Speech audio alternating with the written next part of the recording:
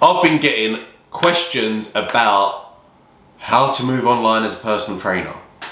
Because don't get me wrong, the lifestyle's amazing, but also the results for your clients are even better.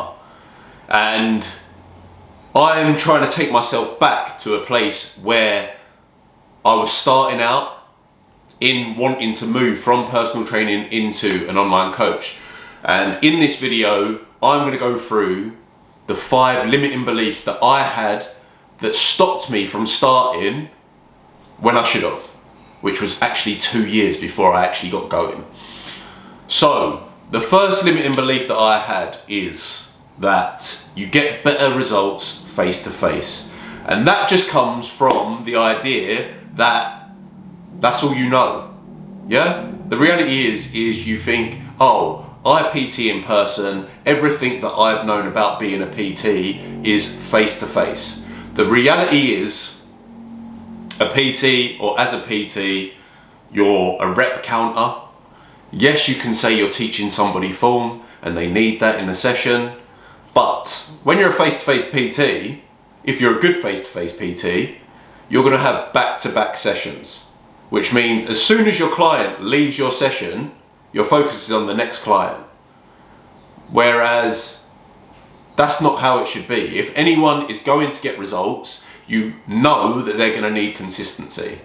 So the limiting belief that you're going to get better results in person is not true. And since I've moved online, every single one of my transformations online is 1,000 times better than any transformation I had when I was a personal trainer. But that did stop me.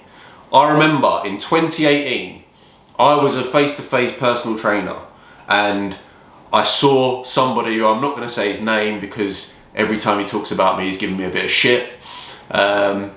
He sort of had the lifestyle that I wanted to live. And I reached out to him as a face-to-face PT saying, how do I move online? And he told me exactly what I needed to do.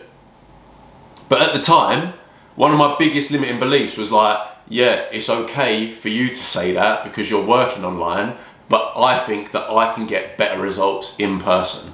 How wrong I was. So you need to get rid of that idea that you've been taught all through your life, that personal training is better face-to-face. Because the negatives of face-to-face personal training are you need to be somewhere at a specific time, so does your client.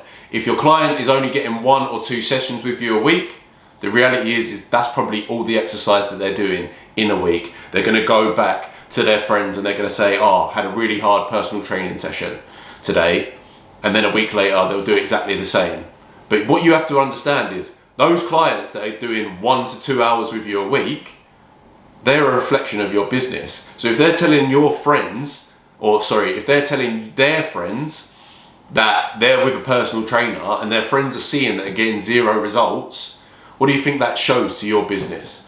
So the biggest limitation that you're going to have to overcome is the thought that you can get better results in person than online. Online, you have such a better overview of what a person is doing in a week.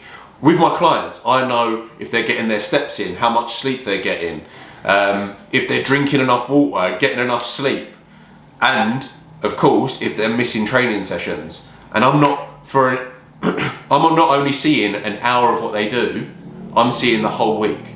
So that's number 1. Number 2, let me go to the book. A big one for me when I started, oh my days. I haven't got a camera. I can't talk to a camera. My content is going to be shit. These are all things that put me off. I'm looking at people in the industry that are smashing it and their content bangs and I think that's so entertaining. What do you think is going to happen if you don't start? You're never going to get to a point where you feel comfortable talking to a camera. And it's similar to your own fitness journey. When you're going to the gym, yeah, you're lifting weights, day 1. I remember the first time I went to the gym, I had an induction session with a PT. He asked me to bench for the first time. I could not lift the bar off my chest. 20 kilograms, it hit my chest, and then I was literally like, I'm gonna need help. My mate was with me, he started laughing, the PT started laughing and thought I was joking. I wasn't. But since then, because of consistency, I've built a pretty tasty chest.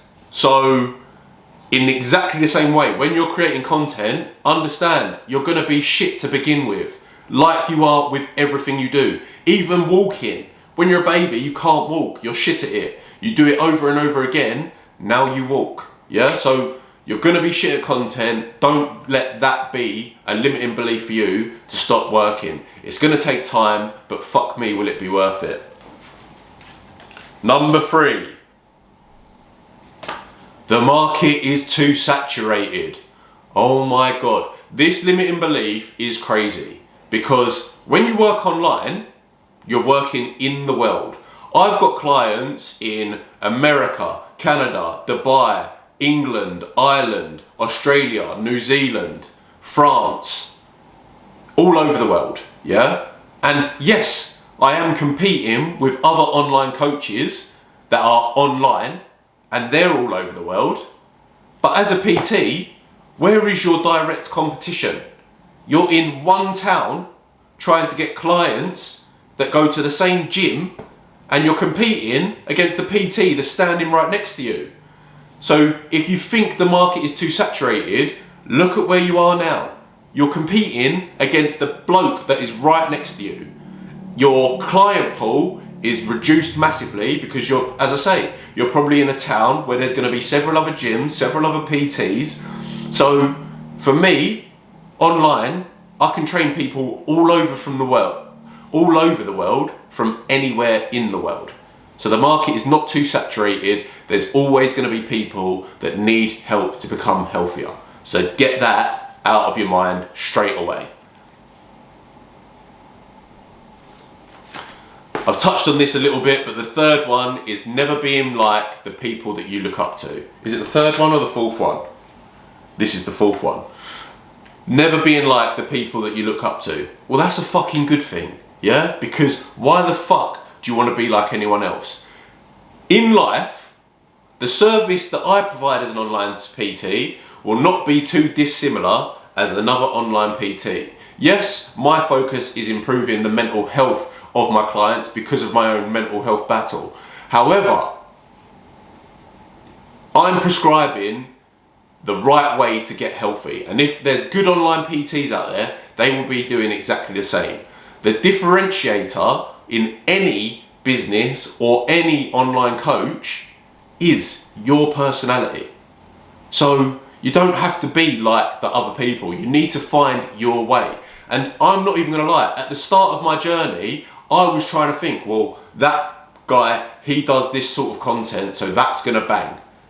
No, it doesn't work like that. People can read through it. People understand signs and they can see whether or not you're actually into it or not, or putting on a facade. So don't worry about what anyone else is doing. Focus on what you're doing. And starting is a good point. And finally, I don't know how to start. So I've led on to it really, really well there. I've got an email in my sent folder, as I say, to a PT in 2018.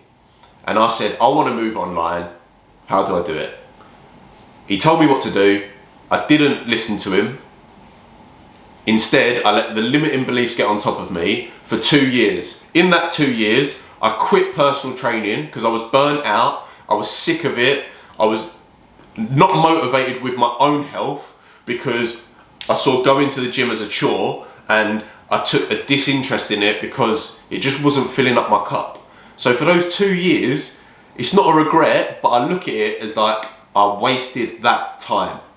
Because after 2 years, I got to a point where I was like, I can't do shit jobs no more. I know what fills me up, right? I know what makes me happy, and that's helping other people, as well as having the freedom to do whatever I want.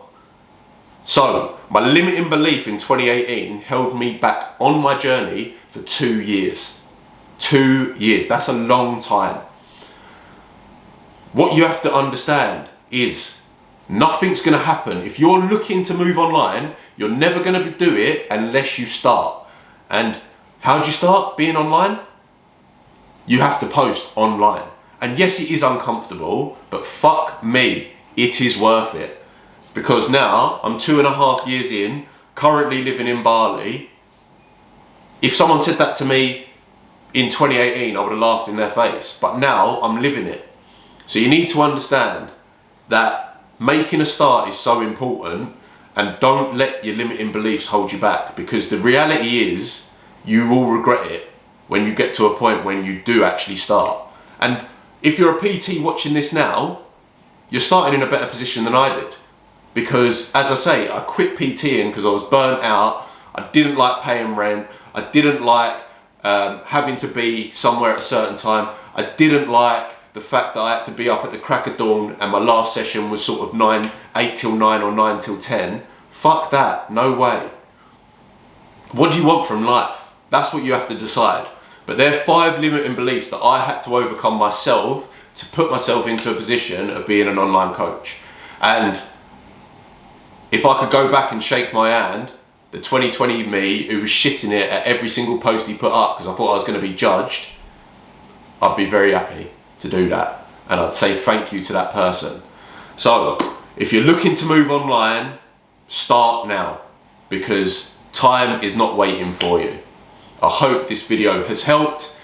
Obviously, if it did, like and subscribe to the channel. There's going to be loads of content coming out around mental health, going online as a PT, how you can improve daily habits to make sure that you're a high functioning individual.